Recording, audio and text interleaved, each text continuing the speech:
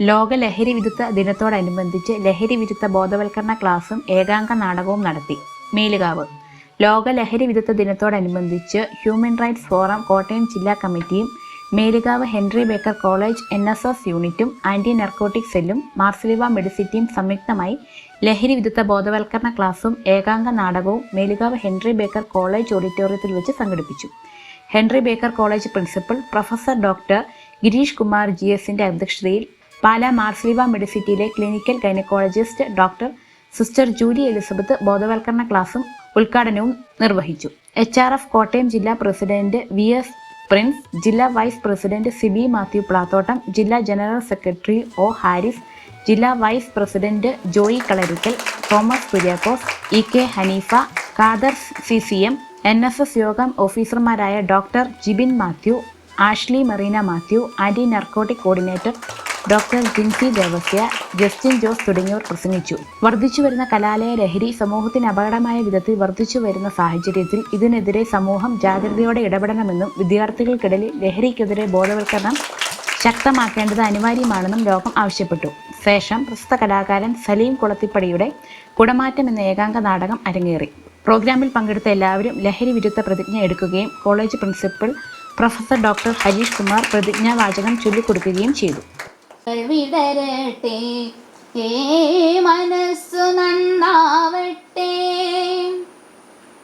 സൗഹൃദ സിദ്ധികൾ പൂത്താൽ സൗവർണ്ണാഭ പരന്നാൽ, സൗഹൃദ സിദ്ധികൾ പൂത്താൽ സൗവർണ്ണാഭ പരന്നാൽ, സുരഭില ജീവിത മാധുരി വിശ്വം സമസ്തമരുളുകയല്ലോ. ഓ മനസ്സു നന്നാവട്ടെ, മതമേതെങ്കിലുമാവട്ടെ, മാനവകൃത്തിൻ ചില്ലയിലെല്ലാം മാൺപുകൾ വിടരട്ടെ. മനസ്സു നന്നാവട്ടെ, സത്യം ലക്ഷ്യമതാവട്ടെ, ധർമ്മം പാതയതാവട്ടെ, സത്യം ലക്ഷ്യമതാവട്ടെ, ധർമ്മം പാതയതാവട്ടെ, ഹൈന്ദവ ക്രൈസ്തവ ഇസ്ലാമികളുടെ കൈകളിണങ്ങിടട്ടെ. മനസ്സു നന്നാവട്ടെ, മതമേതെങ്കിലുമാവട്ടെ, മാനവകൃത്തിൻ ചില്ലയിലെല്ലാം മാൺപുകൾ വിടരട്ടെ. മനസ്സു നന്നാവട്ടെ, മതമേതെങ്കിലുമാവട്ടെ, മാനവകൃത്തിൻ ചില്ലയിലെല്ലാം മാൺപുകൾ വിടരട്ടെ. മനസ്സു നന്നാവട്ടെ, മനസ്സു നന്നാവട്ടെ.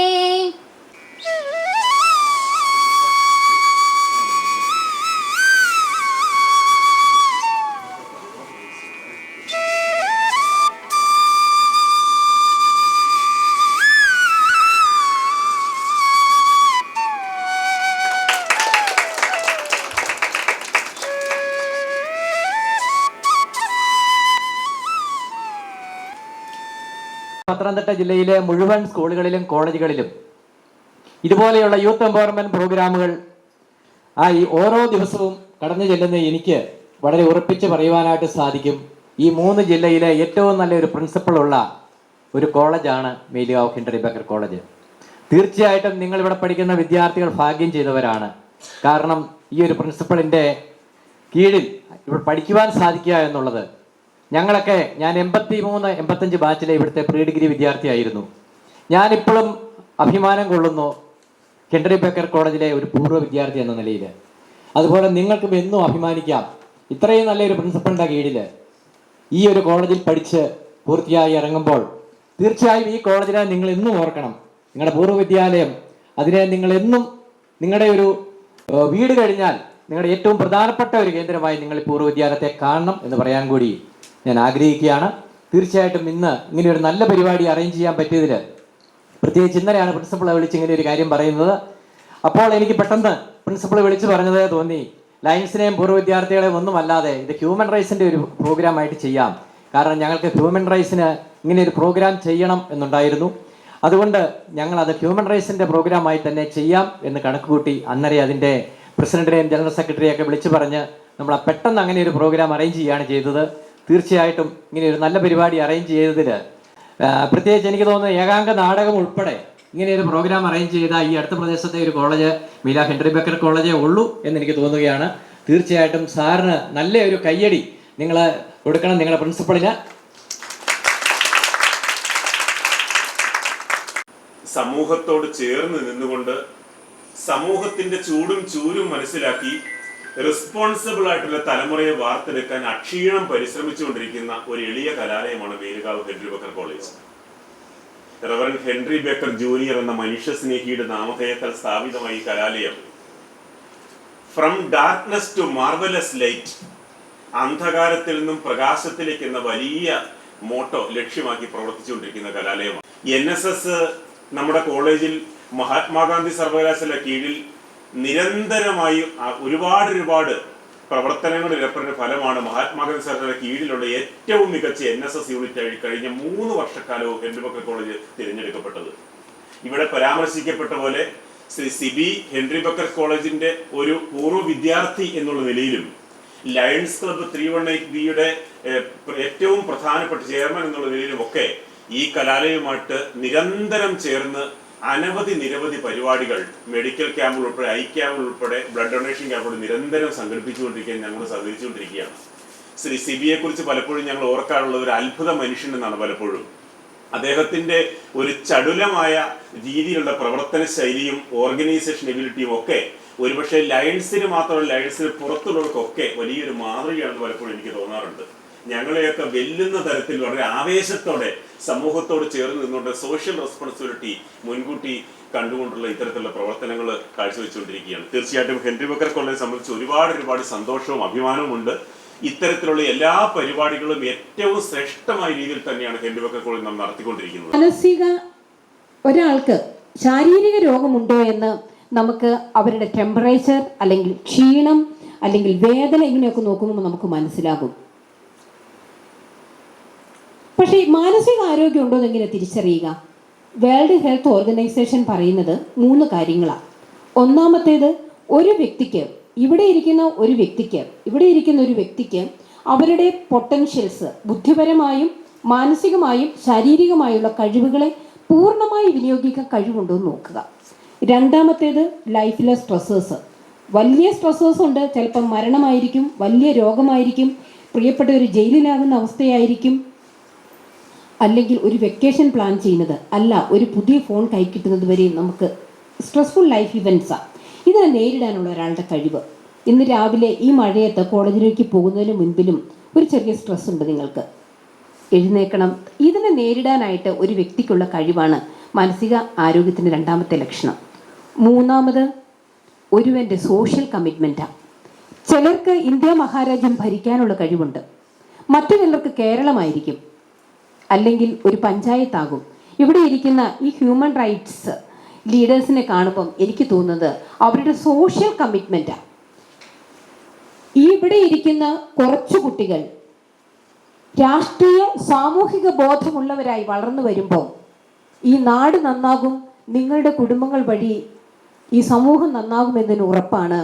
നിങ്ങളുടെ മുന്നിൽ ഈ പെട്ടെന്നൊരു പ്രോഗ്രാം അറേഞ്ച് ചെയ്യാൻ സന്മനസ് കാണിച്ച ഈ കോളേജിൻ്റെ പ്രിൻസിപ്പളും ഇവിടെ ഇരിക്കുന്ന ഈ ഹ്യൂമൻ റൈറ്റ്സ് ലീഡേഴ്സായ Sibi sir, Prince sir, Hari sir, Joy sir എല്ലാം. കാരണം നമ്മൾ കണ്ടെത്തും ഏത് തരത്തിലുള്ള മാനസിക ആരോഗ്യ പ്രശ്നങ്ങളാണ് ഉള്ളത് എന്ന്. കേരളത്തിൽ കഴിഞ്ഞ ഒരു വർഷം 18 വയസ്സിനും 30 വയസ്സിനുള്ളവരെ WHO പറയുന്നത് യങ് അഡൽട്സ് എന്ന റിസർച്ച് സ്റ്റഡികൾ 29,438 കേസുകൾ ഡ്രഗ് അബ്യൂസിൻ്റെ പേരിൽ പിടിക്കപ്പെട്ടിട്ടുണ്ട്. അതിൻ്റെ കാരണങ്ങൾ നോക്കുമ്പോൾ അപ്പോൾ 29,438 വരണമെന്നുണ്ടെങ്കിൽ ഒരു ജില്ലയിൽ 1000-ന് മേലെ 1500-നോടടുത്ത് കേസുകൾ പിടിക്കപ്പെട്ടിട്ടുണ്ട്. അപ്പോൾ നമുക്കറിയാം 18 വയസ്സിനും 30 വയസ്സിനും ഇടയിലുള്ളവരാണ്. അങ്ങനെയെങ്കിൽ നമ്മുടെ ഈ ജില്ലയിൽ തന്നെ 1000-ലേറെ ആൾക്കാർ ഇതിന് അടിമപ്പെടുന്നുണ്ട് എങ്കിൽ ഇതിൻ്റെ വ്യാപ്തി എത്രയോ വലുതാണ്. നിങ്ങൾക്ക് ഒന്ന് ചിന്തിച്ചാൽ നിങ്ങളുടെ ഇവിടെ ഇരിക്കുന്ന നിങ്ങൾ തന്നെ പലപ്പോഴും ഏതെങ്കിലും തരത്തിലുള്ള ലഹരി, 11 തരത്തിലുള്ള ലഹരി ഉണ്ടെന്നാണ് ICD international classification of disorder WHO പറയുന്നത്. അപ്പോൾ ഏതെങ്കിലും ഒരു ലഹരിയുടെ പ്രതിസന്ധിയിലാണ് നിങ്ങൾ ഇരിക്കുന്നത്. തുടക്കത്തിലെ ആൽക്കഹോളിക് ആകണമെന്ന് നിർബന്ധമില്ല. ചിലപ്പം നിക്കോട്ടിനായിരിക്കും, ഒരു ചെറിയ ഹാലുസിനോജൻസ് ആയിരിക്കും. ഇവിടെ ഇരിക്കുന്ന നിങ്ങളെല്ലാവരും ആത്മാർത്ഥമായിട്ടൊന്ന് ചിന്തിച്ചാൽ നിങ്ങൾക്ക് വേണ്ടപ്പെട്ട ഒരു 5 പേരെങ്കിലും ഏതെങ്കിലും തരത്തിലുള്ള ലഹരിയുടെ അടിമകളായിരിക്കുന്നോ അതിന് തിക്തഫലം അനുഭവിക്കുന്നവരോ ഒരുപക്ഷെ നിങ്ങൾ തന്നെയായിരിക്കാം. അതിന് വളരെ പ്രഗത്ഭരായ ആൾക്കാരിവിടെ സന്നിഹിതരാണ്. എന്നിരുന്നാലും ഒരു കാര്യം മാത്രം സൂചിപ്പിച്ചുകൊള്ളാം.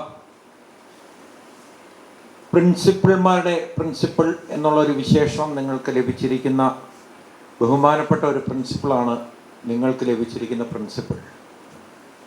അത് വലിയൊരു ഭാഗ്യമായിട്ട് നിങ്ങൾ കരുതണം. നമുക്കറിയാം, അദ്ദേഹത്തിൻ്റെ 10 മിനിറ്റുള്ള ആ സംഭാഷണത്തിൽ കടന്നുപോയ വഴികൾ പെട്ടെന്ന് തന്നെ നമുക്കൊത്തിരി ചിന്ത ഉണർത്തുന്ന, മനുഷ്യ മനസ്സിൽ എവിടെയൊക്കെ ഒരു ചലനം സൃഷ്ടിച്ചുകൊണ്ട് മുന്നോട്ട് പോകുന്ന വാക്കുകളായിരുന്നു. അദ്ദേഹത്തിൻ്റെ അറിവാണ്. ആ അറിവിനെ നിങ്ങളും കുറച്ചൊക്കെ ചൂഷണം ചെയ്യണം. പല സംഭാഷണങ്ങൾ അദ്ദേഹമായിട്ട് നടത്തുവാനും അദ്ദേഹമായിട്ട് സംവദിക്കുവാനും ഒക്കെ നിങ്ങൾ സമയം കണ്ടെത്തണം. അത് നിങ്ങളുടെ വരും കാല ജീവിതത്തിൽ വലിയൊരു മുതൽക്കൂട്ടായിരിക്കുമെന്ന് ഞാൻ നിസ്സംശയം പറയാം. പ്രിയമുള്ളവരെ, ഇന്ന് നമ്മുടെ വീടുകളിലേക്ക്, സ്വന്തം ഭവനത്തിലേക്ക്, സ്വന്തം കുടുംബത്തിലേക്ക് ഈ ലഹരി മൂലം ഉണ്ടാകുന്ന പ്രശ്നങ്ങൾ എത്തിയപ്പോഴാണ് കേരളം ഒന്ന് ഉണർന്നത്. നമുക്കറിയാം, ഇന്നും ഉറവിടം കണ്ടെത്താനാവാതെ ബുദ്ധിമുട്ടുന്ന ഒരു വലിയ സംഭവം തന്നെയാണ് ഈ ലഹരി മാഫിയ എന്ന് പറയുന്നത്. അവിടെ ഇവിടെയൊക്കെ ചെറിയ പിടുത്തങ്ങളും വലിയകളും ഒക്കെ നടക്കുന്നുണ്ട് എങ്കിലും ശാശ്വതമായിട്ട് ഇതിൻ്റെ ഉറവിടം കണ്ടെത്താനോ മാതൃകാപരമായ ഒരു ശിക്ഷയിലേക്ക് ഇതിനെയെല്ലാം നയിക്കാനോ ഒന്നും സാധിക്കാത്ത ഒരവസ്ഥയാണ് നമുക്കുണ്ടായിരിക്കുന്നത്. നമ്മുടെയൊക്കെ ജീവിതം വളരെ സന്തോഷത്തോടു കൂടി പോവേണ്ട നമ്മുടെയൊക്കെ ജീവിതത്തിലേക്ക് ലഹരിയുടെ അതിപ്രസരം കടന്നു വന്ന് എത്രയോ കുടുംബങ്ങൾ താറുമാറായിട്ട് നിൽക്കുമ്പോഴാണ് ഈ ലോക ലഹരി വിരുദ്ധ ദിനത്തിൽ ഇത്തരത്തിലുള്ള പ്രതിജ്ഞകളും കൂട്ടായ്മകളും ഒക്കെയായി നാമൊക്കെ മുന്നോട്ട് പോകുന്നതിൻ്റെ പ്രസക്തി നമുക്ക് മനസ്സിലാവുന്നത്. നമ്മുടെയൊക്കെ വീട്ടിൽ, ഓരോരുത്തരുടെ വീട്ടിലും മനോഹരമായി പൂവിട്ട് നിൽക്കുന്ന പുഷ്പങ്ങളുണ്ട്.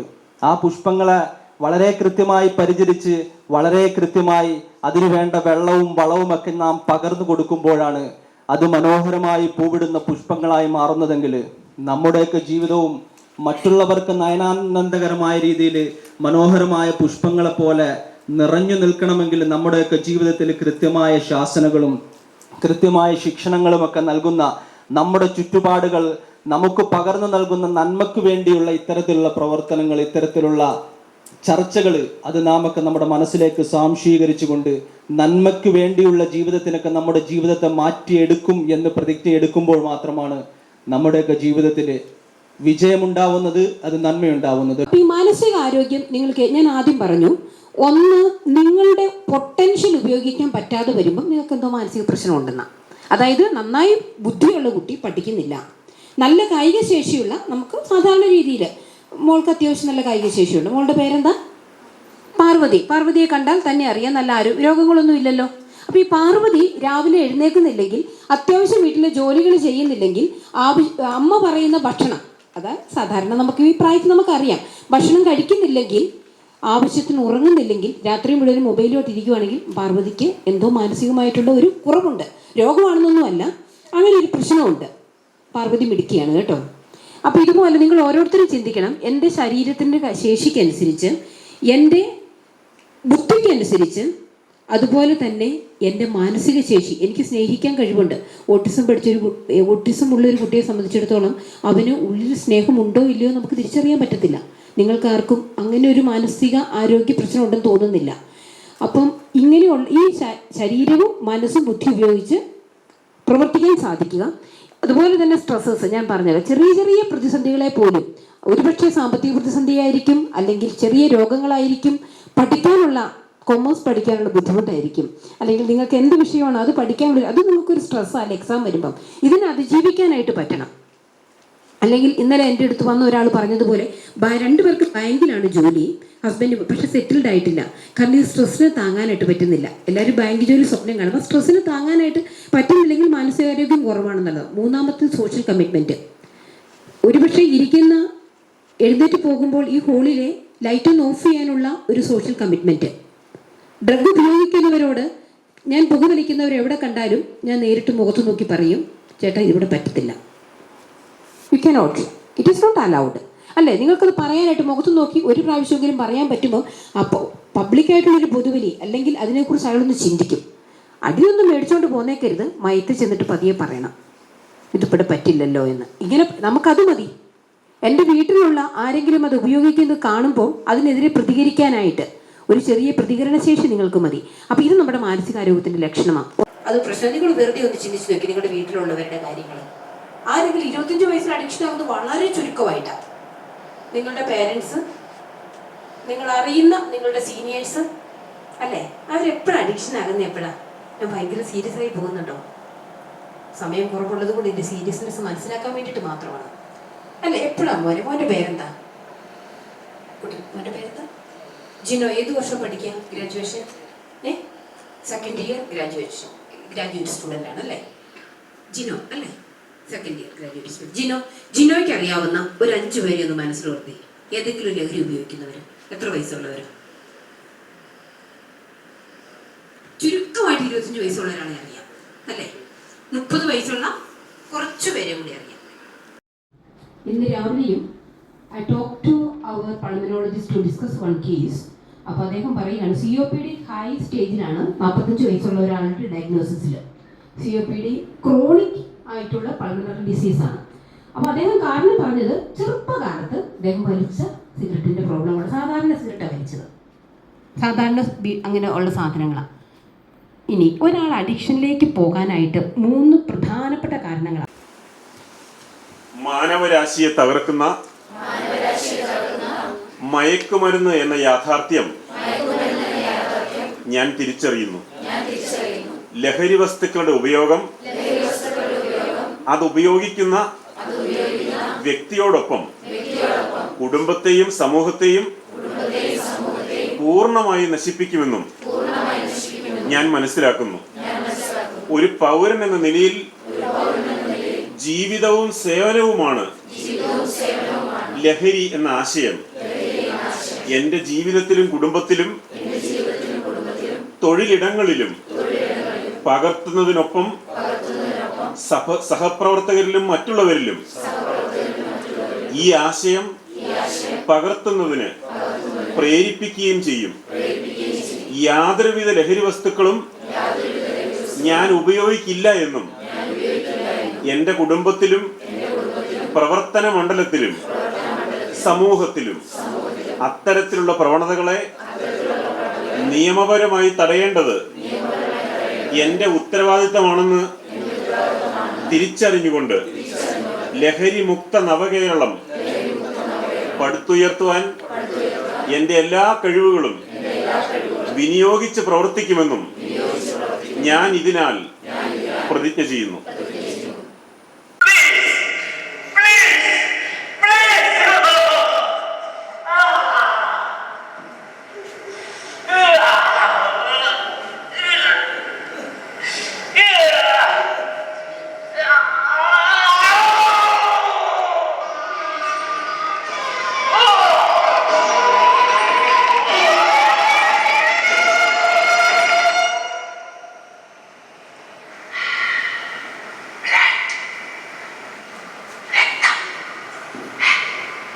മനുഷ്യന്റെ രക്തത്തിന് ഇത്രയും ലഹരി ഉണ്ടായിരുന്നു.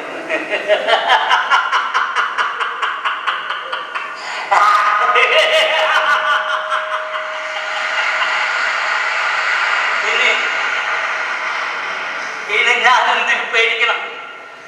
എന്റെ ശരീരത്തിലാണ്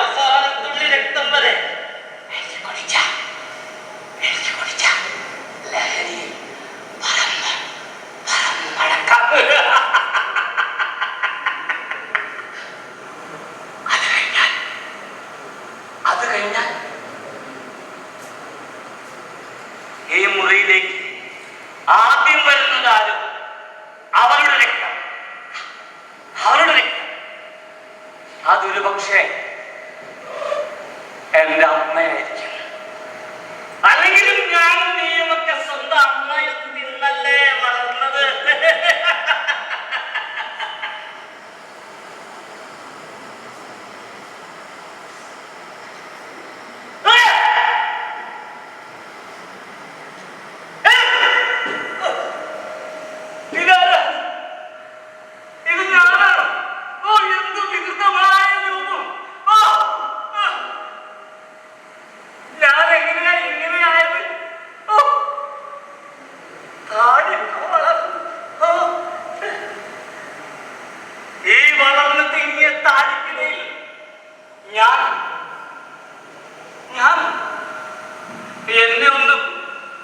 എന്നെ ഒന്ന് ഓർത്തെടുക്കാൻ ശ്രമിക്കട്ടെ.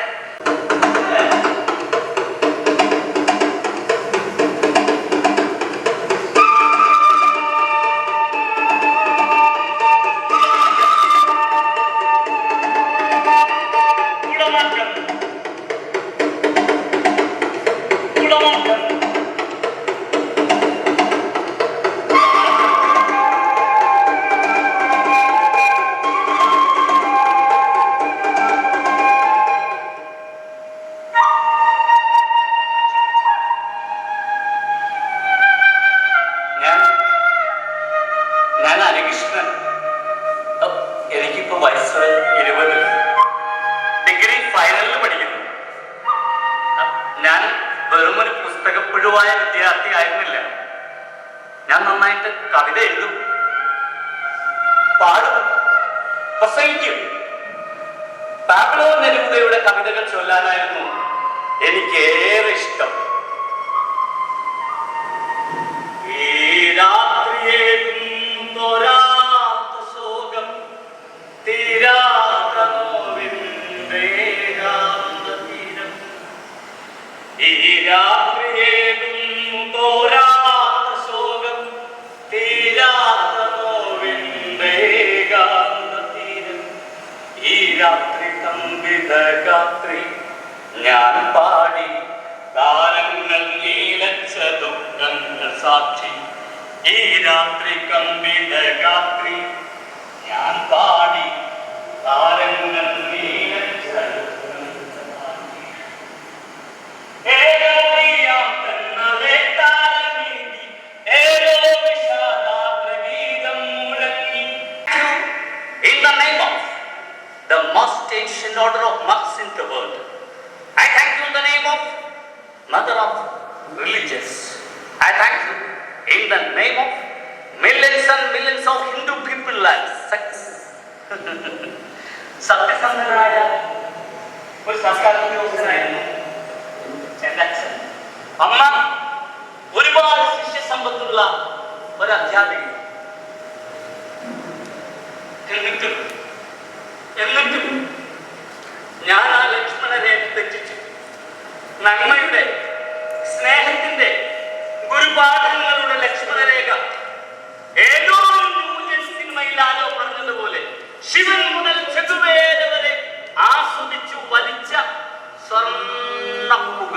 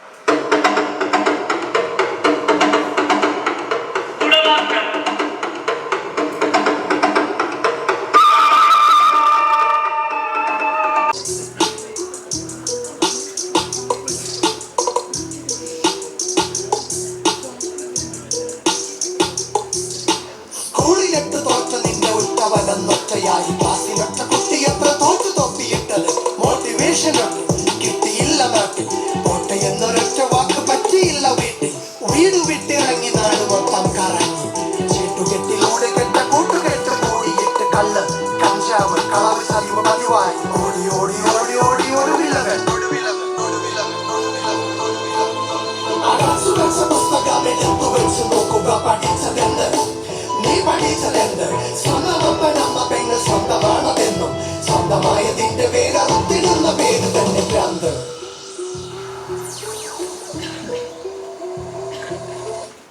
പെടാപ്പാടുകെട്ട് കടം കൂടി വീട് കെട്ട് നാട് വിട്ട് കൂടുകേടി നെഞ്ചിടിപ്പ കോടി നിന്റെ തലച്ചോറ് നേറി ചുറ്റിനും അങ്ങിരുൾ മൂടി നിന്റെ തൊണ്ട കീറി നിന്നെ നീ വിളിക്കും